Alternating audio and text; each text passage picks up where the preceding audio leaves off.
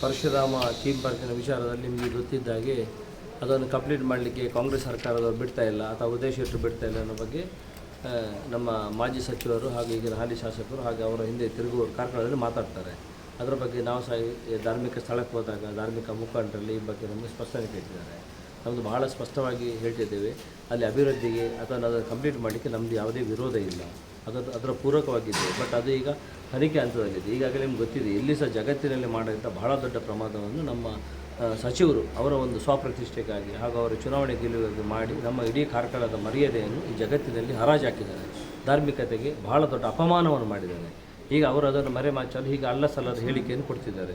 ನಾವು ಹೀಗೆ ಹೇಳೋದು, ನಿಮ್ಮ ಏನಾದರೂ ಧಾರ್ಮಿಕ ಒಂದು ಎಲ್ಲರ ಮುಖಂಡರನ್ನು ಸೇರಿಸ್ಕೊಂಡು ಈ ಬಗ್ಗೆ ಒಂದು ಒಳ್ಳೆಯದಾದ ಚಿಂತನೆ ಮಾಡಿಕೊಂಡು ಸರ್ಕಾರದ ಮೂಲಕವೇ ಆಗಿರ್ಬೋದು ಮಾಡಬೇಕು ನಮ್ಮ ನಿಲುವು. ಆ ಬಗ್ಗೆ ನನ್ನ ಎಲ್ಲ ರೀತಿಯ ನಾವಿರ್ಬೋದು, ನಮ್ಮ ಕಾಂಗ್ರೆಸ್ ಪಕ್ಷ ಇರ್ಬೋದು, ಕಾರ್ಕಳ ತಾಲೂಕು ನಾವೆಲ್ಲರೂ ಏಕಮತದಲ್ಲಿ ಆ ಬಗ್ಗೆ ಸಂಪೂರ್ಣ ಮುಂಚಿಂದಲೂ ಅದನ್ನೇ ಅದು ಕಂಪ್ಲೀಟ್ ಆಗಬೇಕು. ನಾವು ಎಲ್ಲೂ ಅದನ್ನು ಮುಂದುವರಿಸಬಾರ್ದು ಅಂತ ಹೇಳಿದ್ರು. ಬಟ್ ತನಿಖೆ ಆಗಬೇಕಂತ ಹೇಳಿದ ಅಷ್ಟೇ. ತನಿಖೆ ಆಗಬೇಕು, ತಪ್ಪು ಮಾಡಿದರೆ ಶಿಕ್ಷೆ ಆಗಬೇಕಂತ. ಮತ್ತು ಅದನ್ನು ಮುಟ್ಲಿಕ್ಕೆ ಹೋದವನಿಗೆ ಅಷ್ಟು ಡೇಂಜರ್ ಉಂಟು. ಯಾಕೆಂದರೆ ಒಬ್ಬ ಸಸ್ಪೆಂಡ್ ಆಗೋದ, ಇನ್ನೊಬ್ಬರು ಜೈಲಿಗೆ ಹೋದ್ರು, ನಿಮ್ಗೆ ಗೊತ್ತಿದೆ. ಅದರಿಂದ ಅದು ಬೆಂಕಿ ಉಂಡೆ. ಪರಶುರಾಮ ದೇವರಷ್ಟೇ ಭಕ್ತಿಯಿಂದ ಮಾಡಿದರೆ ಅವರೊಟ್ಟಿಗಿದ್ದಾರೆ, ಇಲ್ಲರೂ ಏನಾಗ್ತದೆ ತೋರಿಸಿಕೊಟ್ಟಿದ್ದಾರೆ. ಸೊ ನಮ್ಗೆ ಅದೆಲ್ಲವನ್ನು ಮುಂದಿಟ್ಟುಕೊಂಡು ಇವರ ಅಪಪ್ರಚಾರಕ್ಕೆ ಒಂದು ಕಡಿವಾಣ ಹಾಕಬೇಕು ಮತ್ತು ಅಂತ ಹೇಳೋ ಉದ್ದೇಶದಿಂದ ನಾನು ಇವತ್ತು ನನ್ನ ವಿಚಾರವನ್ನು ನಿಮ್ಮ ಹತ್ರ ಹೇಳ್ತಾ ಇದ್ದೇನೆ. ಅಲ್ಲಿ ಪ್ರಶ್ನೆ ಚಿಂತನೆ ಆಗಬೇಕು ಅನ್ನುವಂಥದ್ದು ಜನ ಹೇಳ್ತಾ ಇದ್ದಾರೆ. ಹೌದು, ಖಂಡಿತ. ಅಲ್ಲಿ ತುಂಬ ವಿದ್ವಾಂಸರೆಲ್ಲ ನಿಮ್ಗೆ ಗೊತ್ತಿರ್ಬೋದು. ಅಲ್ಲಿ ಹಿಂದೆ ದೈವಗಳದ್ದು ಕುರು ಇತ್ತು, ಅದನ್ನೆಲ್ಲ ಇವರು ಮಾಡೋ ಹೊತ್ತಿಗೆ ಬಂಡೆಯನ್ನು ಒಡೆದಾಕಿ ಅದನ್ನು ನಾಶಪಡಿಸಿದ್ದಾರೆ. ಅದರಿಂದ ಈ ರೀತಿ ಆಯ್ತು ಅಂತ ಊರಿನ ಹಿರಿಯರೆಲ್ಲ ಮಾತಾಡ್ತಾರೆ. ಅವರ ಮಾತಿಗೆ ಗೌರವ ಕೊಡೋದು. ನಾವೆಲ್ಲ ಈ ಬದುಕು ಕಟ್ಟಿಕೊಂಡಿರೋದು ಎಲ್ಲ ಭಾವನೆಯಿಂದ ನಿಮ್ಗೆ ಗೊತ್ತಿರ್ಬೋದು. ಈಗ ನಿಮ್ಮ ಇಲ್ಲಿ ಪ್ರಯಾಗಿನಲ್ಲಿ ಹೋಗಿ ನಾವು ಇಷ್ಟೆಲ್ಲ ಹೋಗಿ ಗಂಗಾ ಸ್ನಾನವನ್ನು ಮಾಡ್ತಿದ್ದೆ. ಅಲ್ಲಿ ಏನಿದೆ? ಅಲ್ಲಿ ಕೇವಲ ಗಂಗಾ ಮಾತೆ, ಗಂಗಾ ತೀರ್ಥ ಸ್ನಾನ. ಅಲ್ಲಿ ಗಂಧ ಇಲ್ಲ, ಹೂ ಇಲ್ಲ, ಏನಿಲ್ಲ. ಅದರ ಭಾವನೆ ಕೇವಲ. ಅದರಿಂದಾಗಿ ಭಾವನೆ ಇರುವಷ್ಟು ದೊಡ್ಡ ಒಂದು ಬೆಲೆ ಯಾವುದಕ್ಕಿಲ್ಲ. ಅದರಿಂದ ಧಾರ್ಮಿಕ ಕಥೆ ಎಲ್ಲ ಉಳಿದಿರುವುದು ನಮ್ಮ ಮನಸ್ಸಿನ ನಮ್ಮ ಭಾವನೆಯಿಂದ. ಅದನ್ನು ಉಳಿಸ್ಕೊಳ್ಳೋದು ದೊಡ್ಡ ನಮ್ಮ ಕೆಲಸ ಇದೆ. ಅದಕ್ಕೋಸ್ಕರ ಪುನರಪಿ ಆದರೂ ಈ ಬಗ್ಗೆ ಅಪಪ್ರಚಾರ ಮಾಡದೆ ಇದಕ್ಕೆ ಕೈ ಜೋಡಿಸಿ ಇದರಲ್ಲಿ ಸರ್ಕಾರ ಮೂಲಕ ಆಗುವಾಗೆ ನಾವಂತೂ ಅದರ ಹಿಂದುಗಡೆ ಇದ್ದೇವೆ. ಈಗ ಯಾರೆಲ್ಲ ಧಾರ್ಮಿಕ ಪ್ರಜ್ಞೆಯರು ಅದು ಆಸಕ್ತಿಯರು ಎದುರು ಬರ್ತಾರೆ, ಒಂದು ಧಾರ್ಮಿಕ ಚಿಂತನೆ ಚಾವಡಿ ಅಂತ ಮಾಡಿಕೊಂಡು ಎಲ್ಲರೂ ಸೇರಿಕೊಂಡು ಮುಂದೆ ಇದನ್ನು ಮಾಡ್ಕೊಂಡು ಹೋಗುವ ಸರ್ಕಾರದ ಮೂಲಕ ಅನ್ನೋದು ನನ್ನ ಸ್ಪಷ್ಟವಾದ ಚಿಂತನೆ ಹಾಕಬೇಕು. ಅಲ್ಲ, ಅದು ಒಂದೇಳಿ ಹೌದಂತಾರೆ. ಹಿಂದೆ ಈಗ ಪುನರಪಿ ಮಾಡೋದು, ಪುನಃ ಏನೋದು ಅವಘಡ ಆಗೋದು, ಆಗ ಮಾಡೋದಕ್ಕಿಂತ ನಮ್ಮಲ್ಲಿ ಎಲ್ಲ ಕಡೆ ಹೋಗಿ ಮಾಡ್ತಾ ಇದ್ದಾರೆ. ಈಗ ನೀವು ನೋಡಿ, ಯಾವುದೇ ಒಂದು ನಮ್ಮ ಮುಜರಾಯಿ ದೇವಸ್ಥಾನ ಅಂತೇಳಿ ಅದು ಮೂಢನಂಬಿಕೆ ಅಥವಾ ಬೇರೆ ಇನ್ನೊಂದು ಅಂತೇಳಿ ಪ್ರಶ್ನೆ ಹಿಡಿದಿರ್ತಾರೆ. ಅಲ್ಲೆಲ್ಲ ಕಡೆ ಪ್ರಶ್ನೆ ಹಿಡಿದು ಚಿಂತನೆ ಮಾಡ್ತಾರೆ. ಇಲ್ಲಿ ಯಾಕೆ ಮಾಡಬಾರ್ದು? ಅವಶ್ಯಕತೆ ಇದ್ದರೆ ಮಾಡಿ ಅಂತ ನಾನು ಹೇಳ್ತಿರೋದು. ನಾವು ಮಾಡಬಾರ್ದು ಮಾಡಬೇಕಂತೇಳಿ ನನ್ನ ಚಿಂತನೆ. ನಾನು ಹೇಳೋದು ಮಾಡಿದರೆ ಒಳ್ಳೇದಂತ. ಒಂದು ಕೇವಲ ನೀವು 100 ರೂಪಾಯಿ ಖರ್ಚು ಮಾಡ್ತೀರಾ, ಆಗ 1 ರೂಪಾಯಿ ಇದಕ್ಕೆ ಖರ್ಚು ಮಾಡ್ತೀರಾ, ಆ 100 ರೂಪಾಯಿ 99 ರೂಪಾಯಿ ಮಾಡಿ ಸಾರ್ಥಕತೆ ಆಯ್ತಲ್ವ? ಇಲ್ಲ ಪುನಃ 100 ರೂಪಾಯಿ ನೀವು ಹಾಳು ಮಾಡಿದೆ ಆಗ್ತದೆ. ಹಾಗೆ ಆಗಬಾರ್ದು.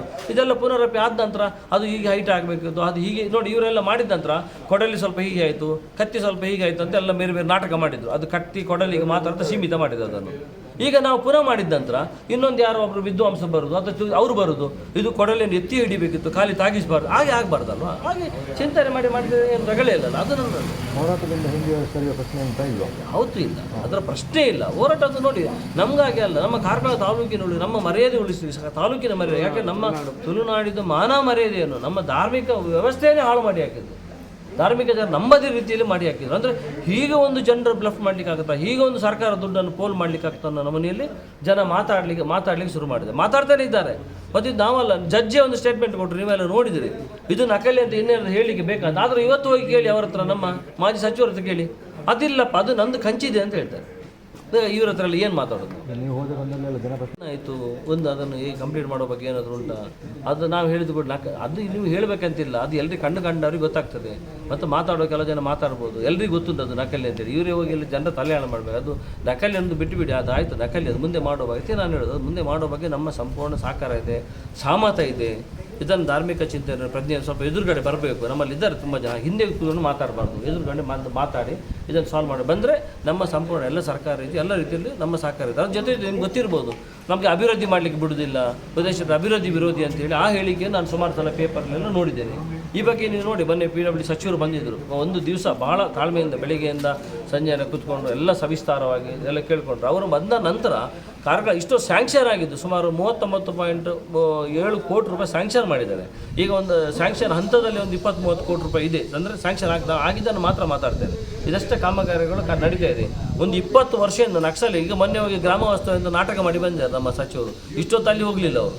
ಈಗ ಅಲ್ಲಿ ಹೋಗಿದ್ದಾರೆ, ಅಲ್ಲಿ 4 ಕೋಟಿಯ ಬ್ರಿಡ್ಜ್ ಬಂದು ಈಗ ಶಂಕುಸ್ಥಾಪನೆ ಆಗಿ ಈಗ ಅದು ಎಸ್ಟಿಮೇಟಿಗೆ ಟೆಂಡರ್ ಹಂತದಲ್ಲಿ ಈಗ ಹೋಗಿ ಅಲ್ಲಿ ಒಂದು ಗ್ರಾಮ ವಾಸ್ತವ್ಯ ಅಂತ ಮೊನ್ನೆ ಪೇಪರ್ಲಿ ಯಾವುದು ನೋಡಿ ಯಾರು ಹೇಳಿದರು, ಉದಾಹರಣೆ ಅವರು ಮಾಡಿದ್ದಕ್ಕೆ ನಿಮಗೆ ಮಾಡಿದ್ರು, ನಾವು ಅವರು ಮಾಡಿದ್ದು ನಾವು ಮಾಡೋದಲ್ಲಪ್ಪ, ಎಲ್ಲಿ ಅವಶ್ಯಕತೆ ಉಂಟು ಅಲ್ಲಿ ನಾವಿದ್ದೇವೆ. ಅದೇ ರೀತಿ ನಾಡ್ಪಾಲಲ್ಲಿ ಎಷ್ಟು ಒಂದು ರಸ್ತೆ 5 ಕೋಟಿ ರೂಪಾಯಿದು ಮೊನ್ನೆ ಸ್ಯಾಂಕ್ಷನ್ ಆಯಿತು.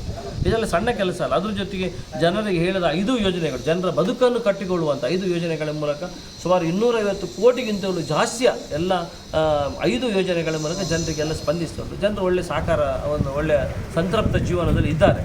ಅದರ ಜೊತೆಗೆ ಈ ಪರಶುರಾಮನ ಒಂದು ಹೋದ ನಮ್ಮ ಕಾರ್ಕಳ ಧಾರ್ಮಿಕತೆಯ ಒಂದು ಗೌರವವನ್ನು ಪುನರಪಿ ಆಗಬೇಕೆಂದು ನಾನು ಎಲ್ಲ ದೈವ ದೇವರಲ್ಲಿ ಬೇಡಿಕೊಳ್ಳುವುದು.